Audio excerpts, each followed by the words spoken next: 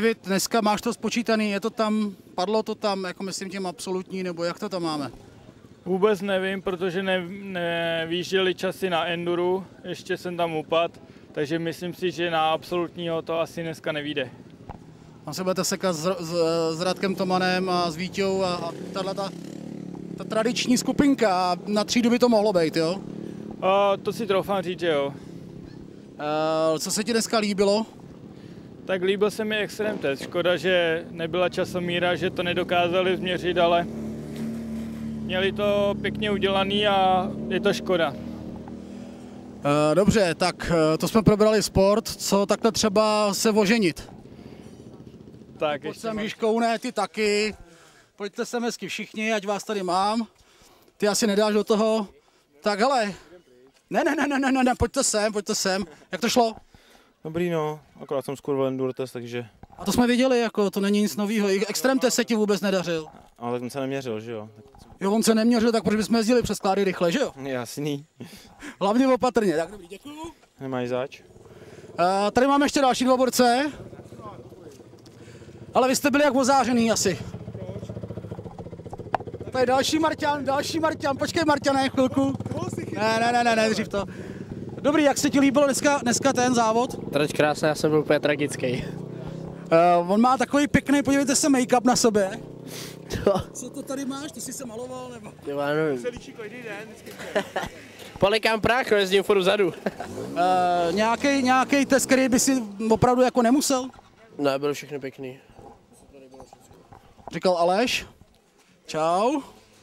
Tak Žižkoune, tak co ty, povídej. Pěkný jo, pěkný to bylo. Ale jak jsem to všem líbilo, rozumíš, kdybych si jich zeptal. Člověče, že ty enduro testy se mi nějak nepovedly, no. Takový ten výjezd po té Břidlici nahoru, co? Ten první myslíš? No jo, no, tak to je no. A hned zatím ještě dolů na zem. Díky. Ráďo, čau.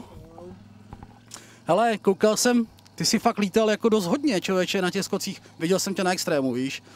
Dvojáček tam po těch kládičkách a potom ta poslední lavice, to jsi užíval, mi připadalo. Jo, dobrý to bylo. Škoda, že se to neměřilo, no. Je to škoda, jako takováhle krásná takovéhle RZA, neměří se, to je, myslím, velká škoda, no. Dobře, no tak to už se stalo, bohu, to je, asi ono to mrzí úplně všechny. Máš spočítáno, jak jsi dneska dojel? Ne. Takže vůbec nevíš. Překvapení. Unavený? Docela jo. Nějaký energy drink proběhne? Ne, pořádný kus masa. Ale já tady dneska nemám svoji kolegyni, takže tě nebude nikdo vyvršovat jakoby ze spánku. Ale takovou, podařilo se nám odchytit tátu, člověče, na Slapech na motokrosu. Jo. Máme s ním rozhovor. Jo? Takže se můžeš těšit na náš enduro magazín a myslím si, že se potěšíš teda. Jo, to je dobře. Ale díky moc a zítra dávej taky, jo? Jo, díky. Který test se ti dneska líbil nejvíc? Já nevím, nejhezčí byl asi ten enduro test, byl dlouhý, technický, myslím si, že dobrý. Co jsi říkal prvnímu výjezdu, který je tam takový ten břidličáček? To byl až druhý výjezd a ten byl v pohodě, si myslím. Tam akorát si chtěl malinko vybrat stopu a jet tam, kam se mělo. Mít to prošláplý a pak to šlo. Já se ho zeptám na něco, co mu bude nepříjemný, co odkloněnky na krose? Odkloněnky na krose byly dobrý, neměl jsem s nima nějaký extra problém. Chtělo to spíš jakože méně plynu a nechat tu motorku nějak se vyvízt v zatáčce. Docela to šlo. Víš, ono se říká, jako, že bude celou noc chcát, takže prosím tě, celou noc bude pršet. Víš, jak budou vypadat ty odkloněnky zítra? Budou klouzat, ale budou nám klouzat všem, takže z toho nemám strach. Viděl bratry Gotyše, Gotwaldy, tak jdeme zkusit na ně, co nám povědí. Pojďte. Ale, takže i ty jezdci prostě jsou lidi, jsou hladoví jak větev, tyjo. Tady mají nějaký dobrý gulášek. Martine, jaký je to dobrý? Jo, tohle je moc dobrý. Počkej, já jsem se ptal na tráť a ty mi říkáš o guláši. Ne, kecám teda. Ale tady byla taky dobrá. Šlo ti to? Jo, celkem jo.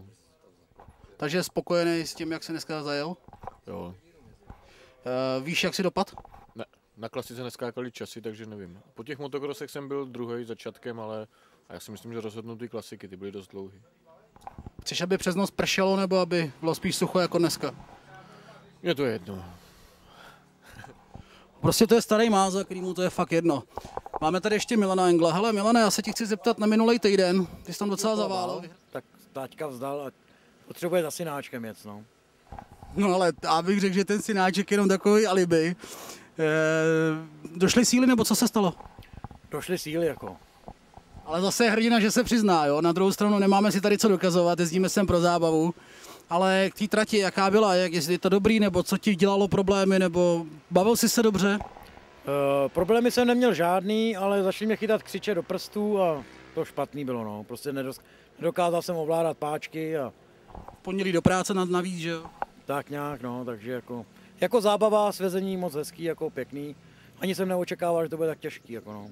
Ale jako bylo to technicky dobrý, to bylo, líbilo se. Ty jsi tady minulý rok byl nebo ne? Ne, nebyl, byl jsem tady úplně prvně jsem tady, no. Takže spokojenost, jo? Spokojenost, jako první endurko, nadšenej jsem. Hlavně nesmíte jít na pivo, protože pivo tady stojí asi kilo, jo? Už jsem poslal paní, protože za chvilku přijede Otakar starší, tak aby hned při dojezdu měl pivínko. Velký sponzor. Hele, díky moc za to a zítra teda tady nejedeš, tady vlastně za dětma domů, sakra, já si kousám do jazyku. Takže ti přeju hodně štěstí do příštího závodu, to tě asi uvidíme v Olšině nebo kde, že jo? Ano, budu se těšit. Ahoj. Jsme zaterasili cestu, aby jsme odchytili jednoho z přeboru. Není 8 hodin, v sedle docela hodně už. No, tak musí člověk stát, jinak by měl prdel na sračku. Ta trať dobrý, nebo nějaký... Krásná trať, škoda, že se neměřil ten extrém test, ale jako vložky, RZty, všechno nádherný, jako fakt krásný svezení. Takový ty etapy, který máš mezi vložkama, mezi časovkama, jak by si to hodnotil? Bylo tam nějaký zjeb, nebo fungovalo to bez potíží, bylo to spíš placatý, nebo co? No, tak byly to spíš cesty rozbahněný, ale jako úplně v pohodě průjezdný, no. Chyběl ještě nějaký kopeček, ale byl tam i les, výjezdy, sjezdy, jako v opravdu krásný sezení. Jsi přijel za sucha, nebo jsi chytil někde plaváka? Já jsem jednou zmochnul. Dobrý, tak to ti uklidit, díky moc za rozhovor. Taky díky, ahoj. 4 jsem tě neviděl na závodech na klasice, takže po dlouhé době jsi se šel potrápit. Trápil ses? Ale jo, šlo to.